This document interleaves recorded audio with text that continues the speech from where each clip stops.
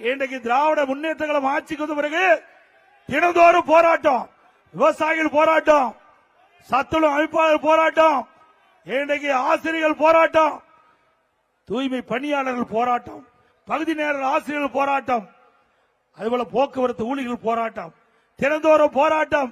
2021 சட்டமன்ற பொதுத் தேர்தலில் திராவிட முன்னேற்ற கழகம் ஆட்சி அமைச்சா யாரெல்லாம் இந்த போராட்டம் நடத்துகிறார்களோ அந்த அமைப்புக்கெல்லாம் வாக்குறுதி கொடுத்தார். ஆட்சிக்கு வந்த உங்களுடைய கோரிக்கைகள் நிறைவேற்றப்படும் என்று வாக்குறுதி கொடுத்து அவருடைய வாக்குகளை பெற்று ஆட்சிக்கு வந்த பிறகு இதுவரை நிறைவேற்றவில்லை. இன்றைக்கு ஆட்சி இறுதி கட்டத்துக்கு வந்துவிட்டது.